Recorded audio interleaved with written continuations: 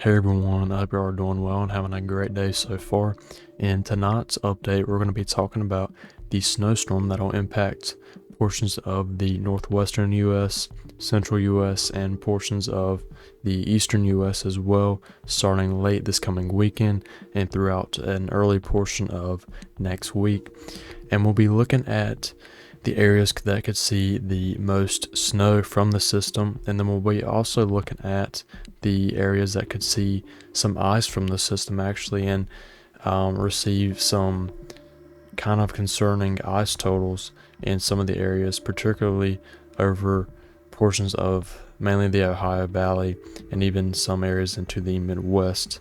But that'll be the main topic for this video, and we'll be also talking about the pattern for the second half, or really towards the end of the video. We won't be talking about that too much, but just a little bit towards the end of the video. So let's go ahead and get started with tonight's forecast update. So starting off here with the 0Z GFS weather model, and so looking here in the northwestern US, we continue this out a little bit here, and then we get into Thursday and then into Friday morning, and you already have snow falling into portions of the northwestern US, especially into the Cascades. And then as you can see right here, here's our low pressure, and that'll be our storm system we'll be talking about when that moves across the central US. So we speed that up a little more, and then we finally have a low pressure that pops up, and that again brings some snow into the northwestern US, and this is Saturday morning by this point.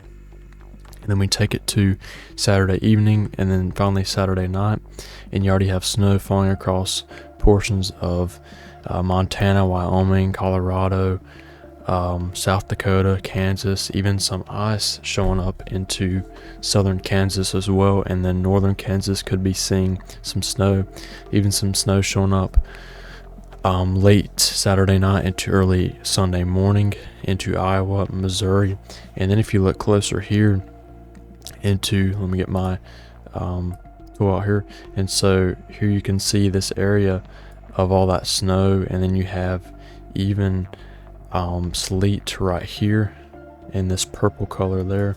And then if we go back here just a little bit, then you have freezing rain and that kind of pinkish color right into that area there.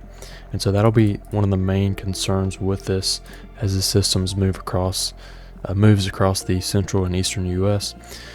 And so by this point we're getting into Sunday morning. Some heavy snow is falling across portions of northern Missouri, eastern Colorado, Kansas as well, and then you just have a very cold rain into Oklahoma and Arkansas, and then that continues on to Sunday morning, and you have some heavy snow breaking out across portions of the Midwest.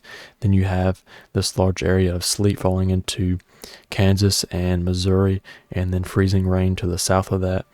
And then again, farther to the south, you just have a cold rain from the system. And then actually, farther to the south, you're going to have a severe weather threat on Sunday, and we'll talk about that a little bit later. And we'll discuss that and just show some of the areas that could see the severe weather on Sunday. And then that goes farther into Sunday. Then you get to Sunday afternoon, and then into Sunday evening, and you have an all-out ice storm really across portions of southern Illinois, southern Indiana, even into Kentucky, even southeastern Missouri.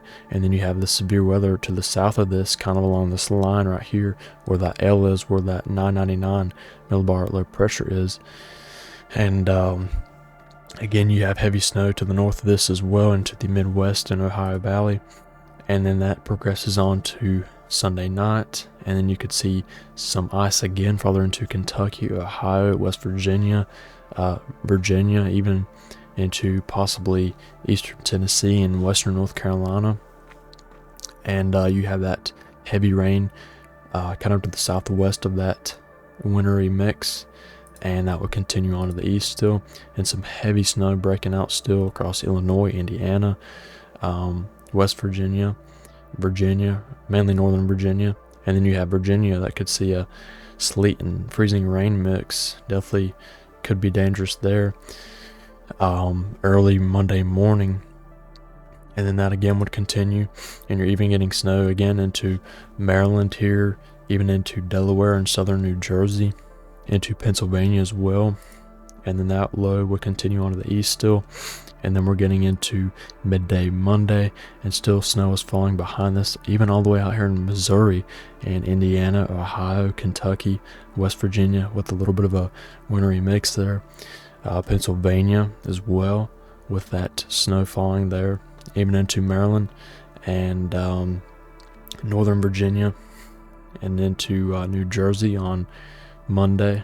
And again that would continue on, and still snow shows up on the GFS here, even into late Monday night across portions of Virginia, West Virginia, Kentucky, and Tennessee, as well as Delaware as well. And then finally, by Tuesday morning, that low has finally moved off, and the rain and winter, really wintry mix associated with that is well out into the Atlantic. And then you have maybe some snow falling, kind of back end snow, you could say, into portions of Vermont and New Hampshire. Now looking at the areas that could see the most snow from the system, and some of these areas will see snow prior to this system, so these total snowfall values will be a little bit higher than just with this system coming through. So these areas won't receive this much snow from this particular system, but it is just added in there from the prior snowfall total, so it will be a little bit higher than just with that one system. And so if we start out with the northwestern U.S., obviously into the Cascades and Rockies, areas could see quite a bit of snow here, even into the Cascades. At least a couple feet of snow is possible there, with ongoing snow as I'm recording this video, and also with snow that'll be associated with this system that moves through. And then even into really the entire northwest could see quite a bit of snow from this, even into Washington State, Oregon, even northern California, Nevada, mainly northern Nevada, but into Idaho. Quite a bit of snow could fall in Idaho actually, and then basically into the entire state of Montana could see a bit of snow there. And again, this isn't a final forecast here, but it's just a general overview of what we could potentially see into some of these areas. But even 8, 9, 10 inches showing up there in Montana, Wyoming, some areas seeing 9, 10, 11, even up to a foot of snow falling in some of these areas into the Rockies. And then even into Utah as well, and then also looking across Colorado, even North Dakota, and then into southwest North Dakota, and then even into South Dakota, Kansas, Nebraska here, especially Kansas. Once the system starts to mature a little bit here, this is going to be our main area right here with that heaviest snowfall possible into, again, this area where you see the kind of dark purple to pink color there into that area region. And then again, looking into mainly the Midwest here, even into southern Iowa, could see over a half a foot of snow. Southeastern Kansas, even 5, 6, 7, even 8 and 9 inches possible. Kansas 7, 8, 9, 10, maybe a foot of snow. Northern Missouri here, almost a foot of snow, over a foot, maybe showing up in some areas. And again, this isn't a final forecast, this is just a little bit of an overview. So don't take these totals as they're going to happen for sure. This is just kind of hypothetical right now. As we get closer, we'll dive into the specifics with some of these areas and see who could see the higher totals. But again, continuing on here, even into Illinois here, 8, 9, maybe 10 inches of snow. And there's just a large swath here of 7, 8, and 9 and 10 inch totals, all the way from Indiana, Ohio, northern Kentucky, West Virginia, seeing over a foot possible there from now into Monday night into Tuesday. And then Virginia as well could see almost a foot. Even Pennsylvania could see a couple of inches. And then up here into New York State, Vermont, New Hampshire could see a little bit of snow behind that system. And some of this is lake effect snow as well, so this is a little bit of a higher snowfall total in these areas. But again, snow is expected from this system all the way really into these areas just from this particular system right here. And so that is a pretty significant amount in some of these areas. And again, we'll get into more depth as we get closer to that.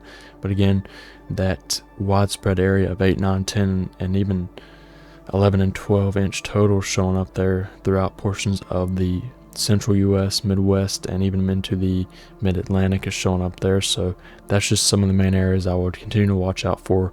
And some of these areas could see some high ice totals, so I would definitely keep up to date with your local forecast offices if you live in those areas. And we'll get to the ice totals in just a second. So now looking at our ice totals here, and so the area that could see the most ice is again mostly along this area here into the mid-Atlantic, Ohio Valley, and portions of the Midwest and even central US right there. And so this isn't a true forecast, I would say, with this, just because the GFS has, I think, overdone it a little bit. But if you look in some of these areas show over 2/4 to even 3/4 of an inch of ice. And I do think this is overdone, and some areas on the GFS shows almost an inch of ice, and that would be a bad scenario for these areas if that were to happen. But I could definitely see some areas here seeing maybe 1/4 to almost a 1/2 an inch of ice. But again, I don't really think areas could see 3/4 of an inch. But I could be wrong about that for sure. But I just think the GFS has overdone it. But if this were to happen, this would be, again, just a horrible situation for these areas if we were to see this much ice into these areas here. And now just quickly, we'll look at our severe weather risk for Sunday, January the 5th. And so we do have a slight risk into portions of Mississippi, southern Arkansas, much of Louisiana, and a portion of eastern Texas, right into those areas there. And we won't talk about this really in this video because it is just a little far out to discuss that in depth. But as we get closer to this setup, we'll be talking about our severe weather risk and also our winter weather risk. And once we get within the short range, we'll talk about this more, mainly within the 24 to 48 hour range. We'll discuss this even further. Now finally, looking at our pattern for the next couple of weeks here, and we'll show what is basically leading up and leading up towards our kind of winter weather event that'll start late this weekend into early next week. And if we look at Saturday night, we can see our trough here that'll impact portions of the central and eastern US, and this will be our winter storm right here. And then if we go back here and keep on going here, you can see that trough continues to the east, and then you finally have that basically connect with another trough way out here into the Atlantic, and then that'll kind of kickstart our flow here, where we have the flow kind of like this, and then you're going to have your flow kind of like this as well. And then one thing always to remember is areas of low pressure always flow counterclockwise, and areas of higher pressure flow clockwise. And so the red area here in this entire color right here is high pressure, and this area here in blue is the area of lower pressure. So again, that would make that flow be just like we showed, kind of like this, and then something like that, where you have that cold air just coming in, blow up from to the north into the Arctic, and that would again just bring that cold air way down here into the eastern and central US, as well as the northeast, of course. And that would basically kickstart our event with that winter storm finally moving through late this weekend into early next week. And so if we continue on here, that ridge to the west builds even more, and that flow is amplified even further. And so again, you have that flow moving like this, where you have that cold air moving down way up from here, and then you have cold air up here also moving down, and you kind of have flow like that at the surface, and then higher up you kind of have more of a flow like this right here, where you have cold air finally move down to the south, and you'll have your southern jet stream become a little bit more active, and that would carry on these systems again this way. And when that mixes with that cold air, that obviously spells out some sort of winter system most of the time for those areas there, if that makes sense. And so if we keep going here and back this all the way up, and then go back to, again, our GEFS ensembles, and that system looks like it persists for quite some time, excuse me. And you have that ridge to the west and that trough to the east there. And again, for most of the run, you have troughing to the east and maybe some slight ridging to the west. And for the entire run, it looks like here that troughing remains there. And all this would do was just bring below average temperatures for much of these areas here into the eastern U.S. especially, and even into portions of the central U.S.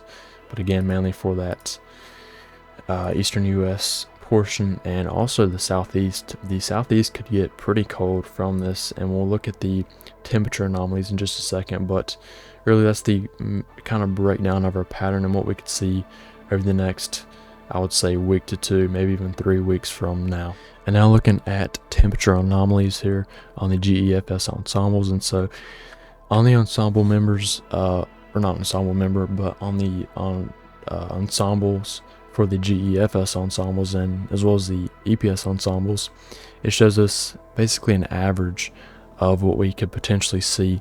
So you're not going to have anything as extreme as one operational, let's say, GFS or European weather model run. So these temperatures are quite cold on the GEFS ensemble, and so that to me just highlights the fact that we could see even colder temperatures besides the one that we're seeing on the ensemble weather models here.